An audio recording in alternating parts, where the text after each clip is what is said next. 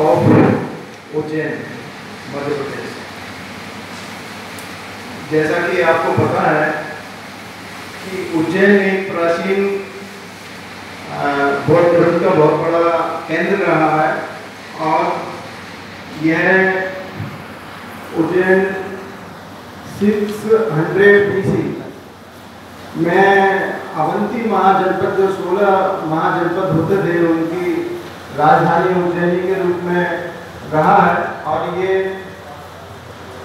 मालवा पठार के ऊपर स्थित है, जहाँ पर कि क्षिप्रा नदी तट पर गढ़कालिका पहाड़िया पर इसका 0.875 किलोमीटर दायरे में 12 मीटर ऊंची परिधि से घिरा हुआ था और 266 ईसा पूर्व में सम्राट अशोक के पश्चिम प्रांत की यह उज्जैनी राजधानी रही है। और अशोक में अवंती उज्जैनी में विदेशी आक्रमण एवं स्थानीय विद्रोह को रोकने के लिए, शांत करने के लिए बगैर युद्ध के उन पर उत्कर्ष विजय भूमि प्राप्त की, उज्जैनी जीत प्राप्त की। इस तरह से तक्षशिला में भी जो उन्होंने उत्कर्ष विजय प्राप्त की, जिससे इसका नाम उज्जैन रखा गया। उसके पश्चात उज्जैन के अलग और भी नामों से जानते हैं, जैसे अवंतिका, नीचे है, नीचे बढ़ा स्लाइड, अवंतिका, अमरावती, कुंदावती, विशाला आदि। 18वीं शताब्दी में मराठाओं ने भी इसमें राज किया और 1810 ईस्वी में सिंधिया राजघराने ने यहाँ की राजधानी बदलकर यहाँ से ग्वालियर में अपनी राजधानी इसे बनाया।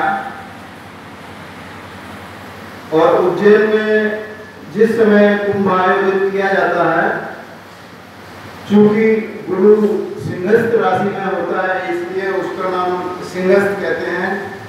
बुद्ध काल से ही यहाँ पर क्षिप्रा नदी बहती है।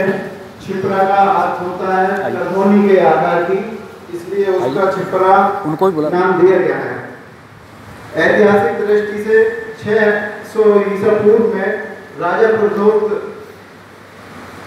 यहाँ पर शक्तिशाली राजा प्रद्योत राज किया करते थे और उनकी राजधानी जो उज्जैनी हुआ करती थी, उसमें एक जो भगवान बुद्ध की कीर्ति गाथा से वो इतने प्रभावित थे कि उनसे मिलने की इच्छा, उनकी तीव्र इच्छा थी।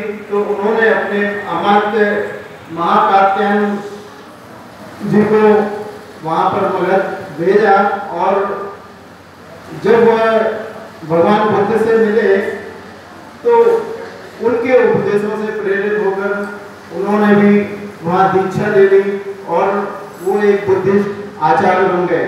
बाद में जब उन्होंने ध्यान दिलाया कि राजा प्रद्योत ने आपको आमंत्रित किया है, तब उन्होंने बोला कि आप ही इतने सक्षम हैं कि आप ही मिलने में अभी नहीं जा पाऊंगा। तो महाकात्यायन जब वहां से लौटे और रास्ते में विश्राम के लिए रुके, भिक्षा के लिए, तो एक जगह तेनाली जो अभी तराना जगह जो वहाँ की है, उसमें उन्हें, चूंकि वो भगवान बुद्ध के शिष्य बन गए थे, तो उन्हें भिक्षा दान नहीं मिला। तब एक गरीब शूद्र लड़की ने उन्हें अपने यहाँ भोजन दान के लिए आमंत्रित किया। चूंकि उसके पास भोजन इकट्ठा नहीं हो पाया, इस वजह से उसने अपने सुंदर से बहुत बड़े केस काट करके, उसे बेच करके उनको भोजन दान किया।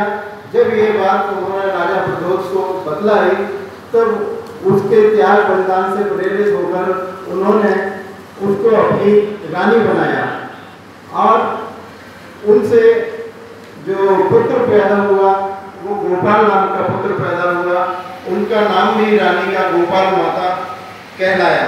और एक और वाक्य 600 ईसा पूर्व का है कि वहाँ के राजा प्रद्योत को जो पांडु रोग हो गया था, वह काफी इलाज कराने के बावजूद भी जब ठीक नहीं हुआ, तब उन्होंने उनके पदाधिकारियों ने बतलाया कि मगध में वहाँ के जो राजवैद्य जीवक हैं वो बहुत ही प्रसिद्धि है उनकी, और आपका इलाज आप उनसे ही उनके द्वारा ठीक हो डॉक्टर सकते हैं। एच.बी. कटारिया, उज्जैन।